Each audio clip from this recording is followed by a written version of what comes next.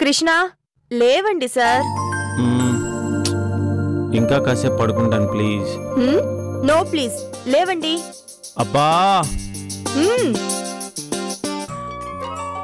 ఏంటిది చంటి పిల్లల్లా? నేను ఎప్పుడు చంటి పిల్లాడినే, చిన్ని కృష్ణ.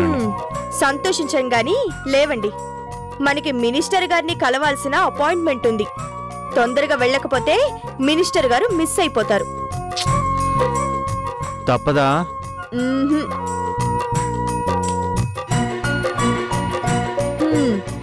10 minutes లో రెడీ అవ్వాలి. నో, 5 minutes లో రెడీ అవుతా.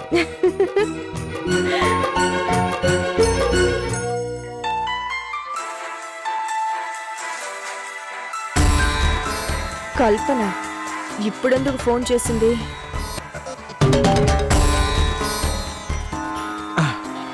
సౌందర్య, ఫోన్ ఎవరో చూడు. నేను చూస్తాను, ముందు మీరు కానివ్వండి.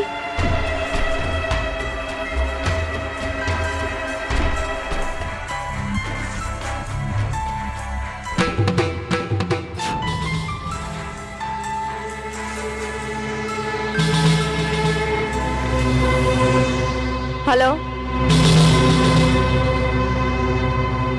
వదినా, నువ్వా? ఇందాకటి నుంచి రింగ్ అవుతుంటే అన్నయ్య ఫోన్ తీడేంటి? ఎక్కడున్నాడు?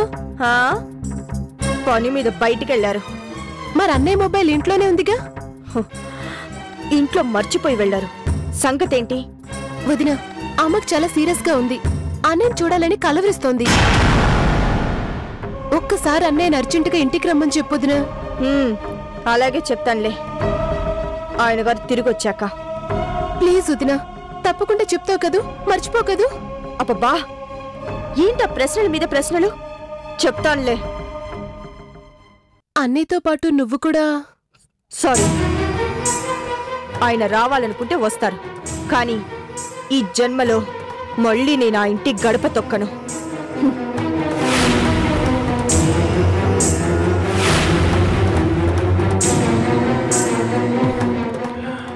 సౌందర్య, ఎవరు ఫోను? బ్లాంక్ కాల్ అండి. ఓ,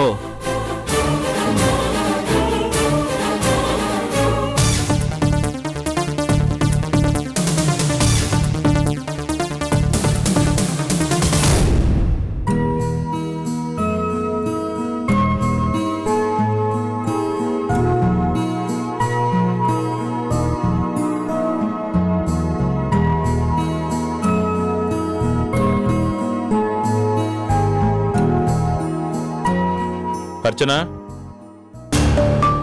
నేను ఫ్యాక్టరీకి బయలుదేరుతున్నాను. ఏవండి? ఏంటి? పాపం మీ నాన్నగారు.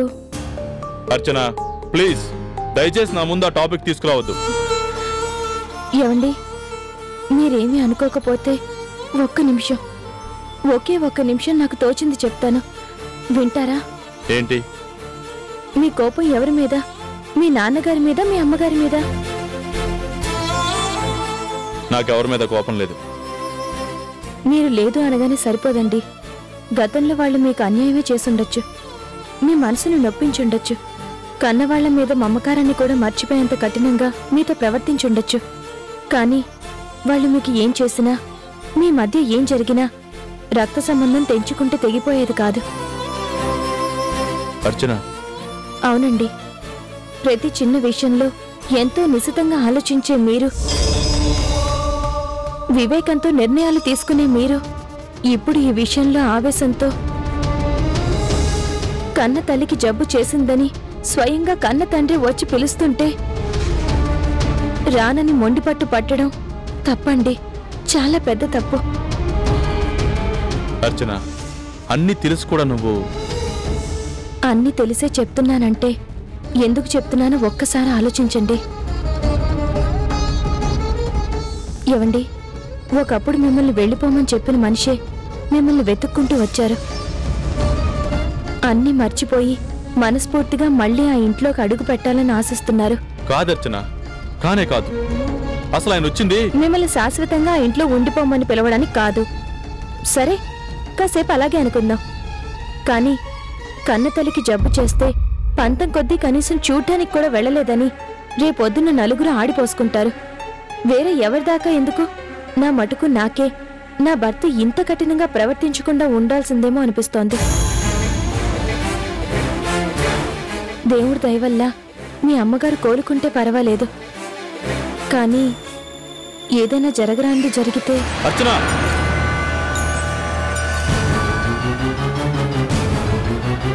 చూసారా, మీ అమ్మగారికి ఏమైనా జరగచ్చు అని చిన్న మాట వినడానికి కూడా మీ మనసు అంగీకరించట్లేదు అంటే మీ అమ్మగారంటే మీకెంత ఇష్టమో ఇక్కడే తెలుస్తుందండి.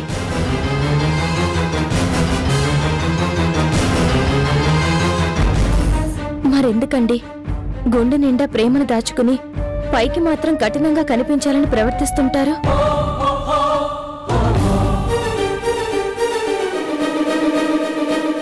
ఇప్పటికైనా నా మాట వినండి. ఒక్కసారి వెళ్ళి మీ అమ్మగారిని పలకరించండి. నోరారా ప్రేమగా అమ్మా అని పిలవండి. ఎన్ని మందులు వాడినా తగ్గని ఆవిడ జబ్బు మంత్రం వేసినట్టు మాయమైపోతుంది.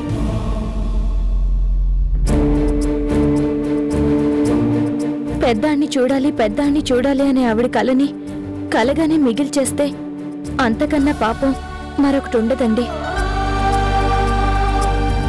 తల్లిని మించిన దైవం లేదు అన్నారు, కానీ అలాంటి తల్లి మీకోసం ఎంతో ఆర్తిగా ఆశగా ఎదురు చూస్తుంటే మీ తండ్రి మీద కోపంతో ఆవిడ్ని శిక్షించడం ఎంతవరకు న్యాయమో మీరే ఆలోచించండి. ఇంత చెప్పినా కూడా మీ పంతం మీదే అంటే సరే. ఇంతకు ముందు మీరు అన్నారే మన మధ్య ఈ టాపిక్ ఎప్పుడు తీసుకురావద్దని, అలాగే ఇంకెప్పుడు దీని గురించి మీతో మాట్లాడను. నాకు ఓ అత్తగారి ఇల్లుంటే ఆ ఇంట్లో నా భర్త కోసం ఎదురు చూసే అత్తమామలు ఉన్నారని మర్చిపోతాను, శాశ్వతంగా మర్చిపోతాను.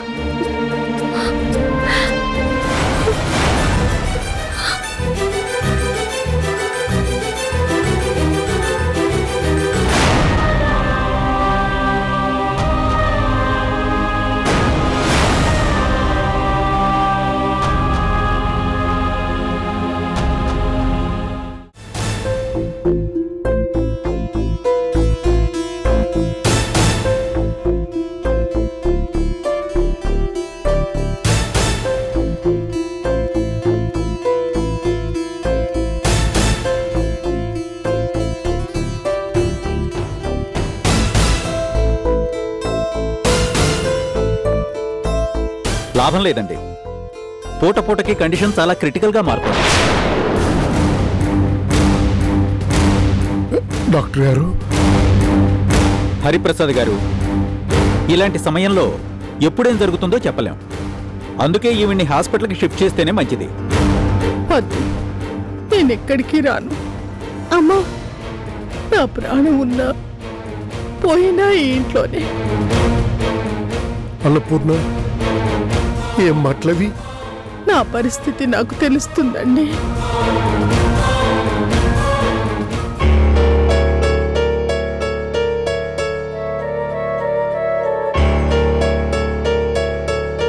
హలో, పేషెంట్ కండిషన్ చాలా సీరియస్గా ఉంది. ఏ క్షణంలోనైనా అడ్మిట్ చేయాల్సి రావచ్చు. అందుకే మీకు ముందుగా ఇన్ఫార్మ్ చేస్తున్నాను.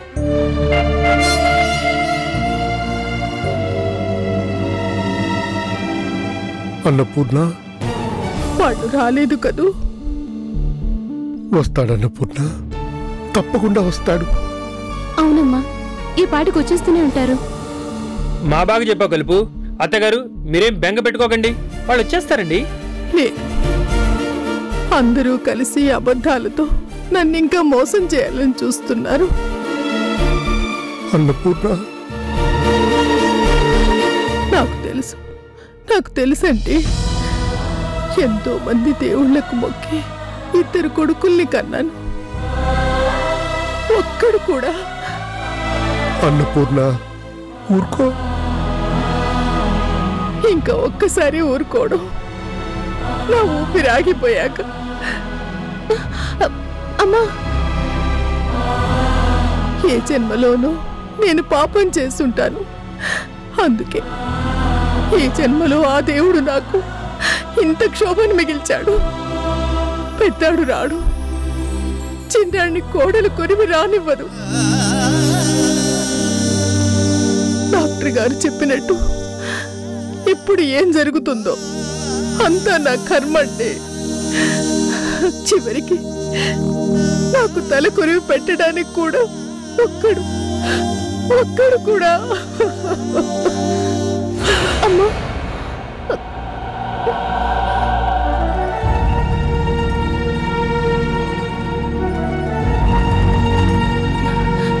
డాక్టర్ గారు, మా అమ్మ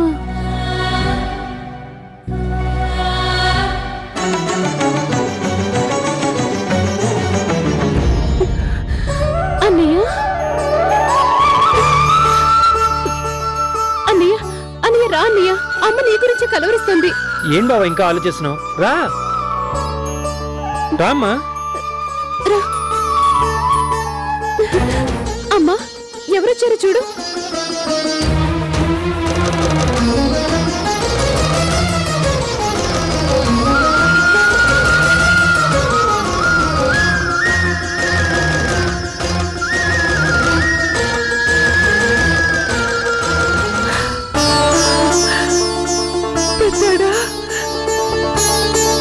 అమ్మా,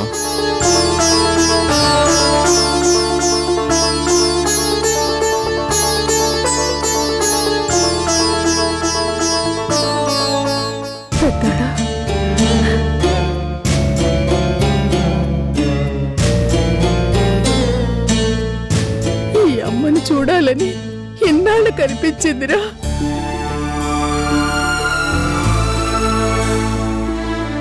తల్లి, నాన్నమ్మా, అర్చన, నా కోసం నువ్వే వీళ్ళని తీసుకొచ్చావు కదూ. అత్తయ్య, ఏమండి, ఇక నాకు ఏ మందులు ఏ డాక్టర్లు అక్కర్లేదండి. నాకు తెలుసు అన్నపూర్ణ, కొడుకుని కోడల్ని మనవరాల్ని చూసిన తర్వాత నీకు 1000 ఏనుగుల బలం వచ్చేసింది. అవునండి లల్లి. వెళ్ళమ్మా.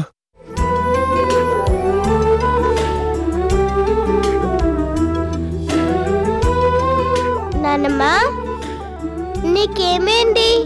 ఫీవర్ వచ్చిందా?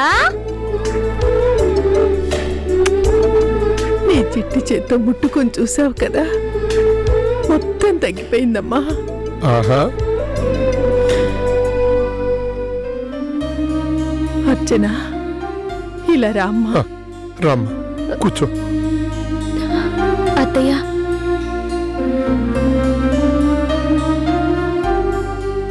నాకేదో అయిపోతుందని కంగారు పడతారెందుకు? నేనెక్కడికి పోతాను? ఎక్కడికి పోను. మీరు కూడా నన్ను వదిలిపెట్టి ఎక్కడికి పోకండి.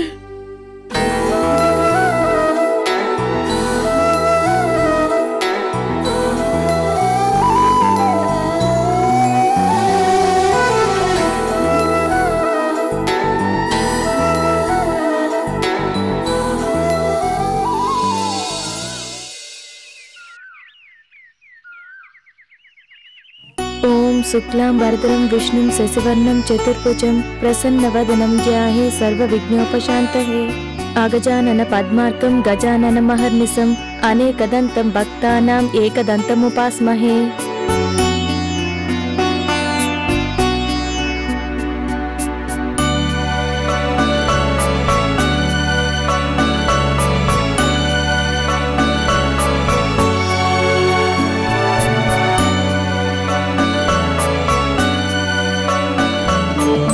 అమ్మా సౌందర్య, మొదటిసారిగా ఇంటికొచ్చిన కోడలు దేవుని ముందు దీపం వెలిగించటం మన వంశాచారం.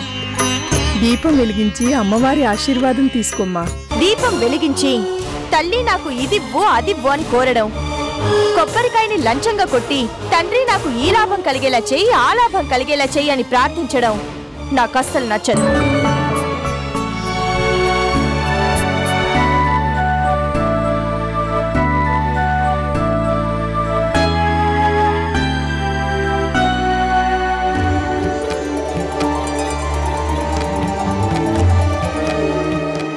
అమ్మా అర్చన, రాడనుకున్న మా పెద్దారిని దగ్గరుని మరీ తీసుకొచ్చావు. నీకెలా కృతజ్ఞతలు చెప్పుకోవాలో నాకేం అర్థం కావటం లేదమ్మా. మావయ్య గారు, ఇందులో నేను చేసిందేముంది? ఆ తల్లి కొడుకుల మధ్య ఉన్న పాసమే వాళ్ళిద్దరినీ మళ్ళీ దగ్గర చేసింది. అమ్మా, చేసిన మంచిని చెప్పుకోపోవడంలో నీ సంస్కారం ఉందమ్మా. ప్లీజ్ అమ్మ ప్లీజ్ అని అంటే ఇంకా చాలు అని అర్థం. ఓహో,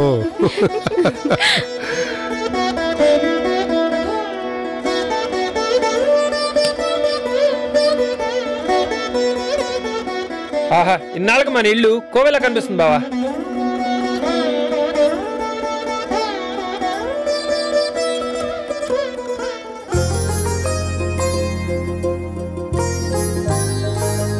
అర్చన, వినాయకుడి శ్లోకం ఎంత కమ్మగా పాడావమ్మా. పిన్న కొద్దీ వినాలనిపిస్తుంది.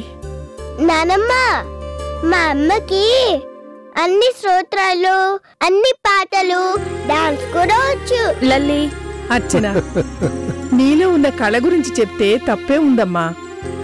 ఏ జన్మలోనూ నవరసాలతో ఆ భగవంతునికి అభిషేకం చేస్తేనే ఇంత కమ్మనైన గాత్రం అబ్బుతుంది. అన్నయ్య, అయితే వదిన చేత పాట కచేరీ కూడా పెట్టించొచ్చు కదా. పాట కచేరీ ఏంటి, డాన్స్ ప్రోగ్రామ్ కూడా. ఎక్కడ పెట్టిద్దాం? హరిహర కళాభవన్లోనా, రవీంద్ర భారతిలోనా? నన్ను ఆశీర్వదించండి.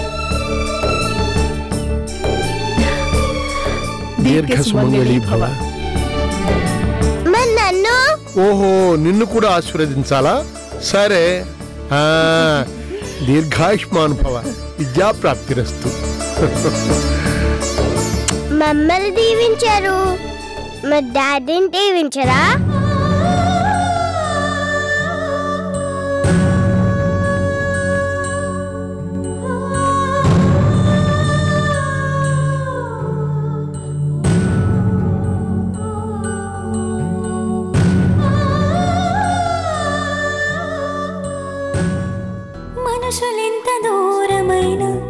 నన్ను దీవించండి నాన్న.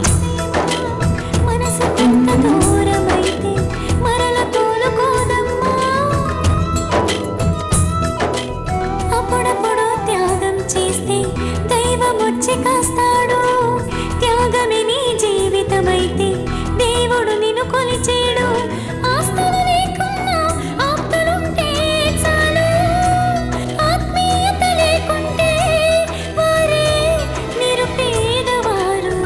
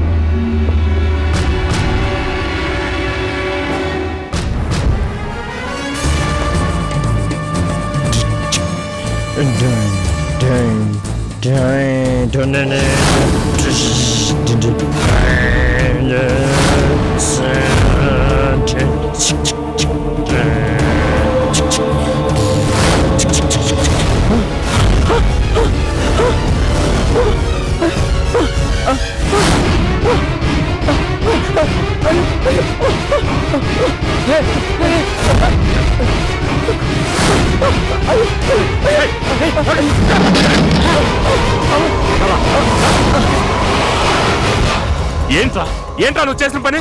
ఇంకొక క్షణం ఆగుంటే బండి డ్యామేజ్ అయి ఉండేది. అసలు నేను కారు తురు అంటే డ్రైవర్ సీట్ లో ఎందుకు కూర్చున్నారా? ఏం మాట్లాడవే? వీడి సంగతి ఇక్కడ కాదు, పదండి సార్ దగ్గరికి తీసుకెళ్దాం. పదా పదా పదా, అయ్యగారి దగ్గర ఉంటుంది పద. నీకో ఏంటా గొడవ? సార్, ఇడేం చేశాడో తెలుసా? ఏం చేశాడు? కారు క్లీన్ చేయమని చెప్తే స్టీరింగ్ తిప్పుతున్నాడు. సమయానికి నేను చూశాను కాబట్టి సరిపోయింది, లేకపోతే ఈ పాటికి కారు పాడైపోయాయి సార్. క్లీనర్ విధవ క్లీనర్లా ఉండక ఎందుకు సార్ వీడికి? ఏం శివ, నిజమేనా? వాడిని అడుగుతారేంటి సార్? నేను చెప్తున్నాను కదా. మాణిక్యం, ఎందుకు చేశావు? డ్రైవింగ్ నేర్చుకోవాలనుందయ్యా. వీళ్ళెవరిని అడిగినా నాకెవరు నేర్పలేదు, అందుకే. విన్నారా సార్? మీరు జాలిపడి క్లీనర్ ఉద్యోగం ఇస్తే ఏకంగా వీడికి డ్రైవర్ అయిపోవాలనే. ఇలాంటి వాడు మన దగ్గరుంటే ఏదో ఒక రోజు కొంప ముంచుతారు సార్. మాణిక్యం,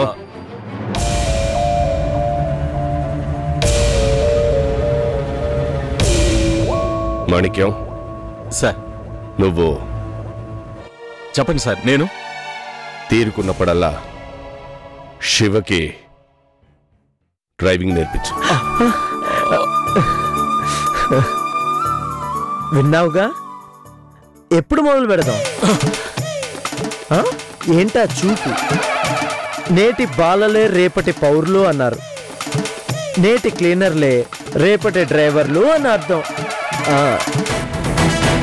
ఇవాళ దాకా వీడు క్లీనర్ శివ, కొన్నాళ్ల తర్వాత డ్రైవర్ శివ.